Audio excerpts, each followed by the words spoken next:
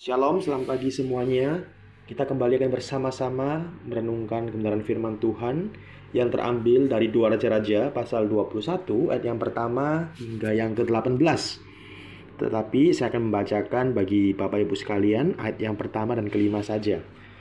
Demikian bunyi firman Tuhan, Manasye berumur 12 tahun pada waktu ia menjadi raja, dan 55 tahun lamanya ia memerintah di Yerusalem. Nama ibunya ialah Hefsiba. Ia melakukan apa yang jahat di mata Tuhan, sesuai dengan perbuatan keji bangsa-bangsa yang telah dihalau Tuhan dari depan orang Israel. Ia mendirikan kembali bukit-bukit pengorbanan yang telah dimusnahkan oleh Hizkia ayahnya. Ia membangun mesbah-mesbah untuk Baal, membuat patung Asyera seperti yang dilakukan Ahab, raja Israel, dan sujud menyembah kepada segenap tentara langit dan beribadah kepadanya. Ia mendirikan mesbah-mesbah di rumah Tuhan, walaupun sehubungan dengan rumah itu, Tuhan telah berfirman, di Yerusalem aku akan menaruh rumahku. Dan ia mendirikan juga mesbah-mesbah bagi segenap tentara langit di kedua pelataran rumah Tuhan. Amin. Untuk firman Tuhan pada hari ini. Saudara, Rabu lalu kita sudah membahas mengenai Raja Hizkia. Dengan jatuh bangun yang dihadapi, tetapi semata-mata Tuhan mau menguji iman daripada Raja Hizkia. Dan Hizkia dicatat dalam sejarah sebagai raja yang hidupnya benar di mata Tuhan. Nah, hari ini kita akan sama-sama melihat sosok raja yang justru berbanding jauh dari Hizkia. Dia adalah anak dari Raja Hizkia bernama Manasye. Dicatat bahwa dia adalah raja yang jahat. Dan Manasye juga memperkenalkan penyembahan berhala yang justru dihancurkan oleh papanya, Raja Hizkia. Bahkan kejahatan Manasye sangat jelas. Dia mendirikan kembali bukit-bukit pengorbanan, saudara. Menajiskan bait Allah dengan penyembahan berhala. Mengorbankan anaknya sendiri. Dan dia menjalin hubungan dengan arwah dan peramal. Serta membuat orang Yehuda berdosa. Kita bisa melihat, kita bisa bayangkan, kalau kita punya pemimpin yang bobroknya seperti ini, apa jadinya negara kita? Apa jadinya bangsa kita kalau dipimpin oleh seorang seperti Manasye? Pasti sangat kacau, saudara, dan membawa dampak yang besar bagi rakyat yang dipimpinnya. Kisah Manasye ini juga menjadi peringatan bagi kita. Kalau kita memilih pemimpin, itu adalah pemimpin yang takut akan Tuhan. Itu yang terpenting, saudara. Bukan cuma pemimpin yang cuma modal tantang saja. Bukan cuma pemimpin yang cuma modal pandai berbicara saja. Pemimpin yang benar adalah pemimpin yang takut akan Tuhan. Tanpa takut akan Tuhan, percuma adanya. Kalau kembali kita melihat, saudara, narasi daripada kisah Manasye. Apakah Tuhan tinggal diam dengan perbuatan Manasye? Apakah Tuhan membiarkan Manasye ya sudah hancur-hancuran, jatuh dalam dosa berkali-kali? Jelas tidak. Tuhan memang tidak langsung menghukum Manasye. Tetapi saudara, kita lihat, kita garis bawahi, Tuhan bertindak tepat pada waktunya. Dan saat itu Manasye ditangkap oleh bangsa Asyur dan akhirnya dibuang ke Babel. Kita melihat ini bentuk penghukuman yang diterima oleh Manasye.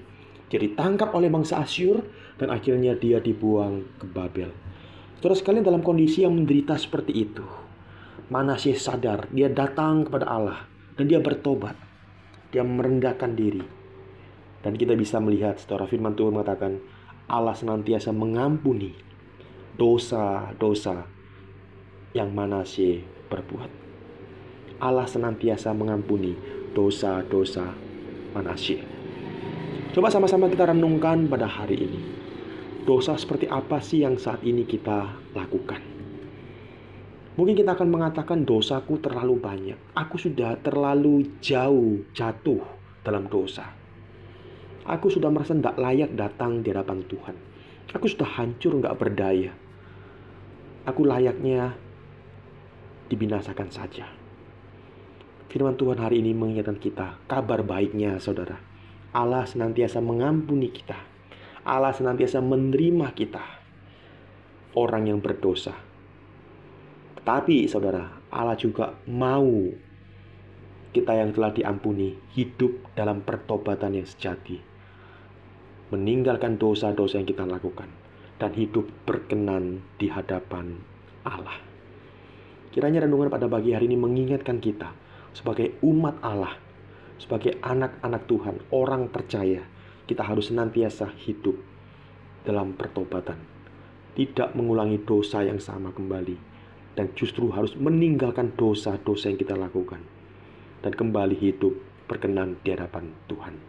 Kiranya renungan pada pagi hari ini mengingatkan kita, menolong kita untuk semakin hari hidup serupa dengan Allah. Mari sama-sama kita berdoa. Bapa, kami mengucap syukur karena pada pagi hari ini Engkau mengingatkan setiap kami bahwa sebagai anak-anak Tuhan, kami harus senantiasa hidup dalam pertobatan, meninggalkan setiap dosa-dosa yang kami lakukan, dan kami mau senantiasa hidup suci di hadapan Tuhan. Tuhan, tolong kami, ajar kami untuk melakukannya, dan bantu kami, kuatkan kami selalu untuk kami bisa senantiasa menghidupi kebenaran firman-Mu. Demi nama Tuhan Yesus, kami mengucap syukur dan kami berdoa. Amin. Saudara, hari ini kita juga akan sama-sama berdoa bagi Bobogo Iing yang saat ini sedang berulang tahun. Mari sama-sama saja setiap kita boleh tundukkan kepala, kita berdoa. Bapa, kami mengucap syukur pada hari ini Bobogo Iing boleh berulang tahun. Kami bersyukur atas bertambahnya usia. Kiranya Engkau boleh senantiasa memberkati beliau berkaitan dengan kesehatan, kekuatan, dan biarlah di umur yang semakin hari semakin bertambah, semakin hari semakin beliau cinta Tuhan dan hidup mau menjadi berkat buat orang lain. Tuhan berkati keluarganya, Tuhan sertai setiap langkahnya. Terpujilah nama-Mu, di dalam nama Tuhan Yesus kami berdoa dan kami bersyukur. Amin. Selamat pagi, Tuhan Yesus memberkati. Selamat beraktivitas.